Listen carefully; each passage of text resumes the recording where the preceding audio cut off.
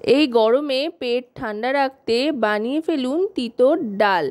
উচ্ছে দিয়ে এই রেসিপি কিন্তু শরীর ঠান্ডাও রাখে আর খেতেও খুব সুস্বাদু হয়। এর জন্য প্রথমেই এক বাটি মুগ ডাল ভালো করে ধুয়ে জল ঝরিয়ে নিয়ে সেদ্ধর জন্য বসিয়ে দিচ্ছি। এটা কিন্তু ভাজা মুগ ডাল দিয়ে বানাচ্ছি না, কাঁচা মুগ ডাল দিয়ে বানাচ্ছি।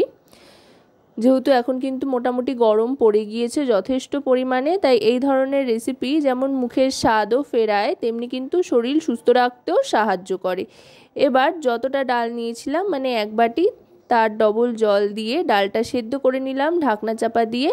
দেখুন ডালটা কিন্তু খুব সুন্দরভাবে সেদ্ধ হয়ে গিয়েছে। এবার হাতার সাহায্যে একটু গালিয়ে নিচ্ছি।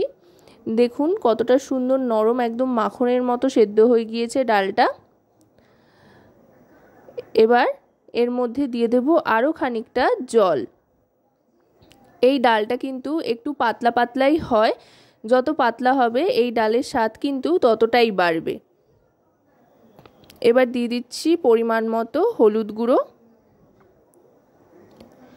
হলুদ গুঁড়ো দেওয়ার পর এবার দিয়ে দিচ্ছি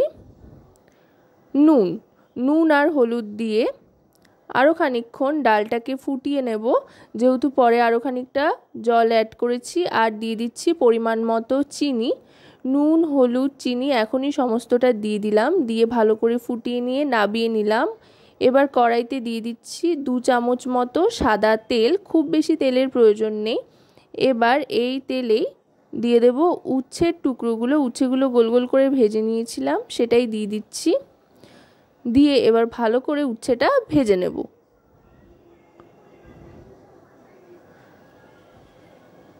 উচ্ছেগুলো কিন্তু কড়া করে ভেজে নিতে হবে। উচ্ছে যদি কাঁচা কাঁচা ভাজা হয় তাহলে কিন্তু তেতোর পরিমাণটা বেশি লাগে, আর উচ্ছে যদি কড়া করে ভেজে নেওয়া হয় তাহলে কিন্তু খুব একটা তেতো লাগে না। তবে অবশ্যই খেয়াল রাখতে হবে যাতে পুড়ে না যায়, যাতে বেশ একটা লালচে রং আসে। ঠিক এরকমভাবে উচ্ছেগুলো ভেজে নিয়েছি। এবার উচ্ছেটা ভেজে নিয়ে সেদ্ধ করা যে ডালটা রয়েছে তার মধ্যেই এটাকে দিয়ে দিচ্ছি। এবার হচ্ছে একদম শেষ কাজ, সেটা হচ্ছে ফোড়ন। ফোড়নটা কিন্তু খুবই ইম্পর্টেন্ট ব্যাপার একটা। ফোড়ন যত টেস্টি হবে ডালের স্বাদটাও ততটাই বাড়বে। এবার দিয়ে দিলাম এখানে ফোড়ন হিসেবে রাঁধুনি আর শুকনো লঙ্কা। রাঁধুনি ফোড়ন দিয়ে একবার বানিয়ে দেখবেন, দারুণ লাগে খেতে। আর দিয়ে দিলাম সামান্য একটু কালো জিরে আর আদা কুচি।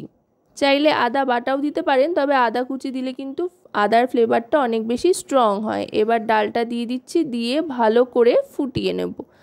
আশা করব রেসিপিটি আপনাদের ভালো লাগবে। ভালো লাগলে অবশ্যই রান্নাবাটি চ্যানেলটিকে সাবস্ক্রাইব করে লাইক শেয়ার কমেন্টের মাধ্যমে আমাদের পাশে থাকবেন, আর পাশে থাকা বেল আইকনটি অন করে দেবেন সবার আগে সমস্ত রকম নতুন রান্নার নোটিফিকেশান পাওয়ার জন্য।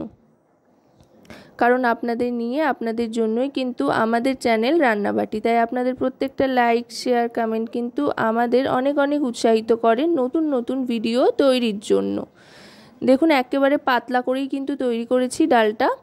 যদি এটা থাকতে থাকতে আরেকটু ঘন হয়ে যাবে। ভালো করে ফুটিয়ে নিচ্ছি যাতে কোনো রকম পানসে ভাব না থাকে। এবার সার্ভ করে দেবো গরম গরম ভাতের সাথে। দুপুরবেলা এই গরমের জন্য কিন্তু অপূর্ব এই রেসিপি ট্রাই করে দেখবেন।